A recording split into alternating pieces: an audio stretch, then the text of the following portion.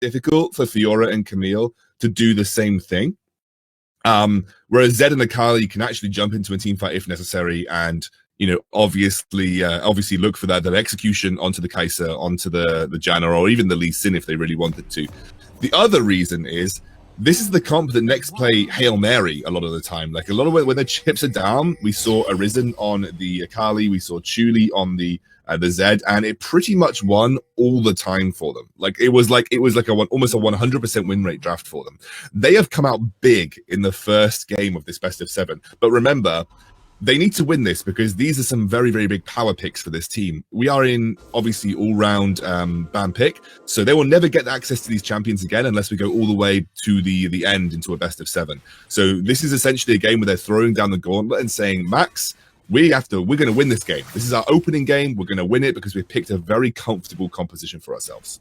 I mean, they did very similar yesterday against Chakaimiko. Like, a lot of big characters early on, and then unfortunately when their big picks were gone, they were like, well, now Chakaimiko doing a comeback 2 games in a row, and they struggled pretty heavily. So hopefully they can keep the steam roll going. Some deep vision coming on through from the Janna, making sure that they know that the fight is indeed kicking off on the Raptors, so they can try and predict a little bit that jungle rotation. In the bot lane, though, the matchup is going to be Alistar and Jhin, which is a combo that I appreciate a lot, even though he doesn't have the new sexy skin on the event. So I'm very unfortunate there. And up against Smart, and also Strong Hands is going to be there also with the Janna and the Kai'Sa, which once again is going to be some great healing potential. Janna does pretty damn good into an Alistar with that tornado.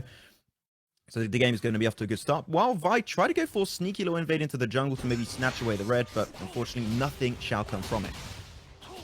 She's going to just use the vision cone to just essentially try and scout out any vision, clear it from the river, make sure that she's got a relatively safe approach for when the Rift Scuttler spawns. What I find interesting, though, is that Vi is on the same side of the map as the Lee Sin. She's essentially throwing the gauntlet down to the Lee Sin to say, I am happy to fight you for the River Scuttler, which is very interesting. You would not expect a Vi to try and go for this kind of early River Scuttler contest, but it looks like Nexplay want nothing. Sorry, Omega want nothing to do with this. They're just backing off. They're saying, okay, we're fine. We know that the Akali is relatively strong at level 3. We're not going to try and take this fight. We're just going to go trade for the other River Scuttler. I think the other River Scuttler is actually going to be a lot more impactful. Reason why is you're going to be also having that Drake coming up very, very soon, so you want to try and keep information on that one. Rotation towards the bottom side. Lee Sin knows you can't really kick that gank off, unfortunately. So not going to fully commit just yet. But also, if you guys are not too familiar with this, these teams already have some history when it comes down to the Wildrift Asia Brawl. They already played against each other in their second match of the tournament, and it was won. Not dominantly, it was pretty damn close, but Mega Esports took this series 2-1 and did send Nexplay in the loser bracket right away. So far, they know, but this is a Nexplay. They come in prepared. They already played against their team. They know their playstyle. They know what they like to do, and they know their weaknesses also. So they are definitely going to try and potentially peek down on those weaknesses and try and get ahead if possible. Yeah, absolutely. And I think as to allude to your River Scuttler point, I think at this stage of the game, you just want to make sure you get one of them. Like getting double scuttled as a jungle, especially as a Lee Sin, that would feel really bad. So I think Lee Sin just said, look, let's not take any risks in our first game of the series. Let's not get into a crazy run it down, coin flip level 3 brawl around the River Scuttler. I'm just going to go to the other side of the map and take the other one where we have a bit of prio in the bot lane. So they essentially used the prio that they had in the bot lane. That Janna Kai'Sa generally tends to do okay into the Alistar gym. And so they just basically said, okay, let's go and grab the River Scuttler. But as you said, the Drake is spawning in the next minute. It is Infernal. This is a Drake that you generally tend to see teams put high priority on each contest, even in the early game. So you're expecting teams to sort of coordinate their back timings around this dragon. I am expecting a little bit of a fiesta around this dragon if we're going to have a fight break out, because it is a very important dragon, especially dragons to give you some power in the late game. This is an engage, though. Oh, Hextech ultimatum under the tower. They're just going to go. She finds a pick on a 1v2. Going to now put her focus down to the Camille. Camille gets a good extra bit of damage, but man, that was an aggressive dive. But still, Horizon, OP as he is, comes out on top and picks up the very first blood of the game.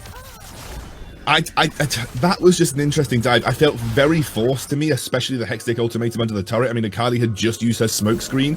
If she uses a smoke screen, you know it's going to be difficult for you to essentially find those executing blows on her. So very well played by Arisen, but honestly overforced. The Infernal Drake is now spawned as well. Oh, the bot's going to be a big fight. Janna going to go for the ultimate by a lot of time. Lee Sin ready to join the fight. Up and in 3v3, currently 3v4 as Zed joins the mix. Good rotation from Chuli to try and negate the fight. Now they're ready to go, but though Drake is on the board, and you said it here, Scandal, that's going to be the one they put a lot of focus onto if they can early on. Lee Sin ready to go for the dive and maybe smite it away. And unfortunately, he's not going to commit to it. Oh my god, it goes for it, but no, Vi just secure it with her own smite, and that's going to be Lee Sin out of commission, eliminated almost instantly. But though they're going for the extra dive, Curtain Call from the gym will come on through, gets some nice extra damage. The burst comes on through, but repost from the Fiora allows it to tank it up, and now they're all going down one by one. Omega Esports struggling, and Nexplay taking their revenge. That was a really, really big win for Nexplay in the early game as well, because Infernal Drake is going to help you scale up. Let's take a look back at that replay. You'll notice Lee Sin essentially tries to go for the steal, and I don't blame him, because this is a really important dragon to try and contest for your team. And at this point forward, essentially you're just out of position. You've got the Fiora heal going through, just giving her a lot of extra sustain, and once Akali joins the fight, you've already taken way too much damage.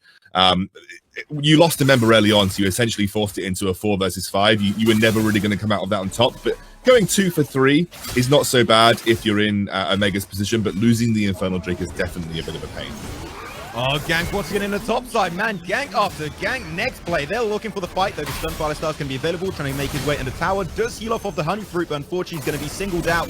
And Vi should be able to pick that one up with also the Lee Sin. Lee Sin's going to be getting that one for himself. Horizon, though, unfortunately taking a lot of damage. Great response coming on through from the side of Omega Esports. Also going to be trying to single out the Vi, and she's going to be in a world of trouble. Eliminated, picked up by the Camille. And man, the response, like, this is a very even game. Good play coming on through from both sides, but at the end, Omega Esports come out on top.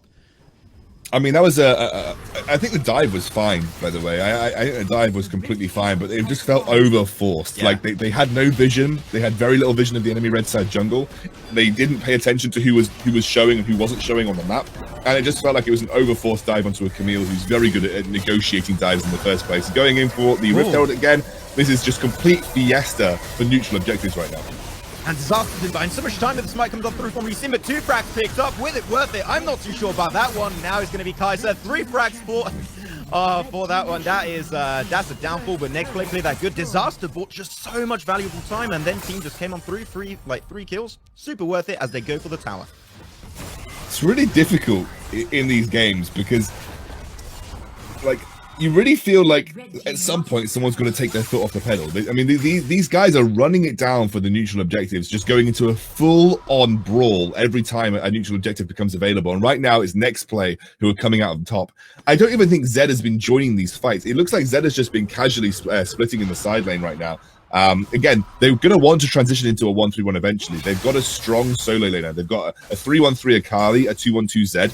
This is the perfect position. You've got the gold and the right champions. Your solo laners are in a strong position to be able to 1v1 the majority of the other champions in the game.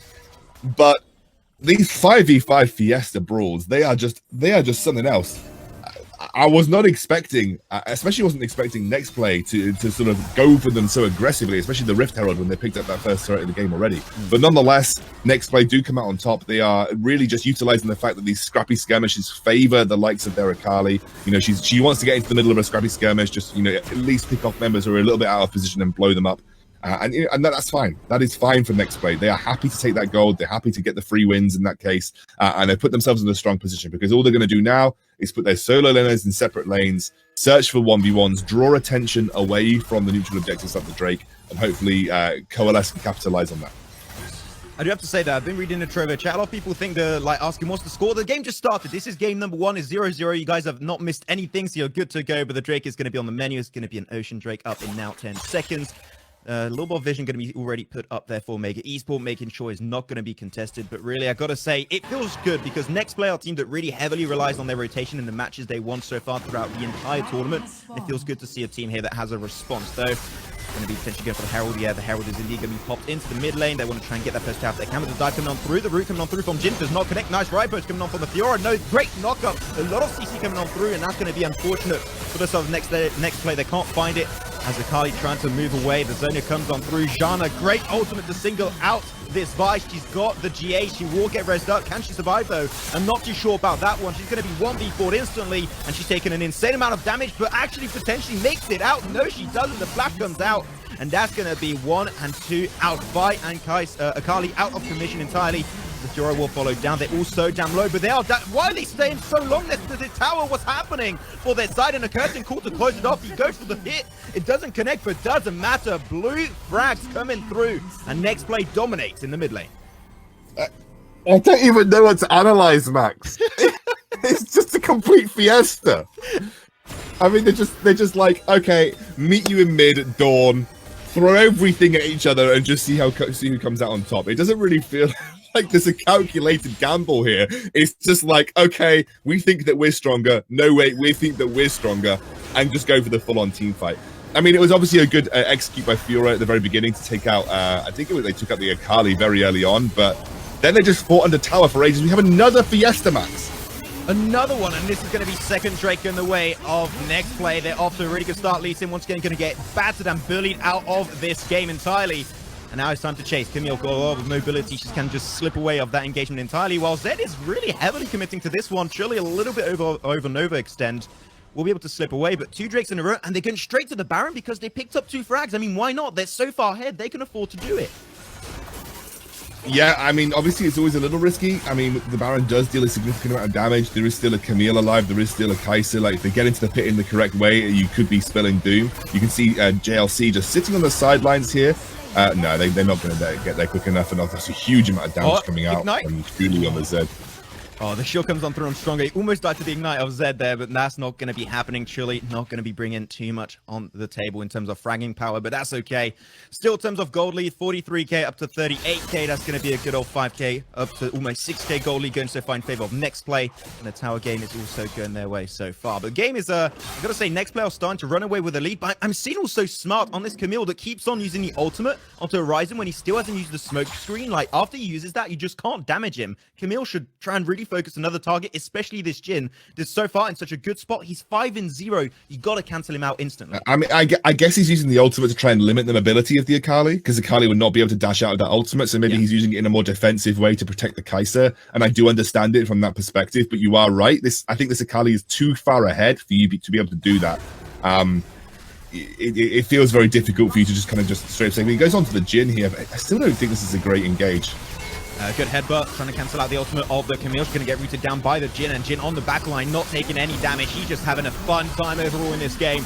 And the extra dive coming out. There are 3 players still remaining for the side of Omega Esports. Can they defend the tower? They're going to give it a shot. Oh my god, the nice engage from this Alistar. Picks up the damage. The frags are flying by in the waves of Nexplay. An extra few frags, and this Jhin is just disrupting the entire composition of Omega Esports. And now they're knocking on their door, knocking on the base, and taking down the Nexus tower.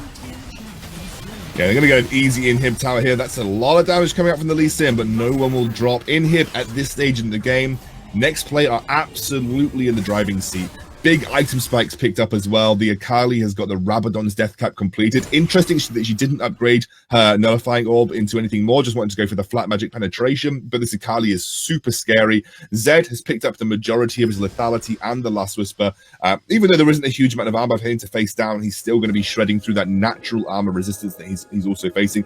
I've noticed that Disaster does this on Alistar a lot. Even if he's facing any kind of AP, he will always prioritize the Bramble Vest, just to prevent and limit some of the healing, which is obviously going to be great versus the Blade of the Ruin King from the Kai'Sa. It's going to be great for the versus the Death Stance of the Fiora. So he loves to do this. Just pick up that Bramble Vest. This isn't a good tip for anyone that's a support, and if your team's not buying any Grievous Wounds, just pick up a Bramble Vest. If they attack you, they're going to have a Grievous Wounds applied to them, and that's going to limit their healing overall. So this is something that I think Disaster does a lot in his games, and it works out well for him. You can now see that they've entered into a kind of a 1-4 split. Chuli's not overextending here, though. He's not going towards that second tier turret. I genuinely think he could have. The only reason I guess he's back is to pick up that teleport, I believe. So he's back to pick up the teleport and actually wants to come join the fight for a 5v5. I don't blame them from opting out of a split push in this scenario, because I genuinely do believe they are just strictly stronger in a 5v5 at this point in time. They are absolutely crushing in the 5v5, so I suppose there is no real reason to risk a split push if you can actually just force the team fights and win anyway. Yeah, especially when you got like a Camille on the other side, that's going to make matters a little bit worse if you get caught out. You can't really escape, so I do respect that decision to not go for it, but I'm also going to be seeing a Drake on the menu once again. It's going to be a Cloud Drake coming on through, but Zed maybe trying to single out this Fiora, but no, not going to be taking that fight once again, being really, really respectful when it comes down to it, and the Baron is also going to be up on the Summoner's Rift extremely soon. So that's going to be something to keep in mind. Also, so far, the goal lead is still going at all-time high for Nexplay. They are not giving up. They are not doing any mistakes whatsoever. And to make Esports say if they want to do a comeback, it is going to be mainly down to being able to single out one of those targets, but they can't do so as Vi. And also the Jin going to be now taking down this Drake, and there's no information, unfortunately, for the other side, and they just can't contest it. Chuli here is going to back out. He's just a little shy of catching Lee Sin with his sweeper in that brush right now. But again, he's drawing attention to that side lane. Chuli does this a lot, especially when he plays the Zed. Draws attention to him so that the team can cross-map onto something like the Baron or can cross-map onto something like the Dragon. So you saw him in the top lane. He drew the Lee Sin and the Fiora up there. They cross-mapped onto the Dragon. You can see him now heading towards the bot lane. They're going to do the same thing. They're going to group up for the Baron, and hopefully Chuli is attempting to draw attention to himself so that his team... Well, actually, let's just fight. Oh, there you go. The Vi engages, and unfortunately, no GA for Lee Sin. He's going to be out instantaneously, and the fight just barely kicked off. They also proc the GA on top of the Kai, so she's going to be a casualty. Curtain call to try and finish off the fight for the Jin. And even though they put so many resources, this is a pretty big dive, though. They're taking quite a significant amount of damage, but unfortunately, there's no response for Mega Esports. They already cracked on open the base earlier in the mid lane, and they're just waiting for the wave, and that should be all said and done. This should be indeed game number 1 for Nexplay. They don't even need the wave. They just find the extra frag on top of the Kaiser, and they will try and close it off. Question mark. No, that's going to be Alistar taking his time, but the wave is just behind. It's just a matter of time before Nexplay take the series 1-0. Honestly, Max, usually I have quite a lot to break down in a game. Usually I will sit back and try and specifically talk about moments in the game that were impactful. But this was a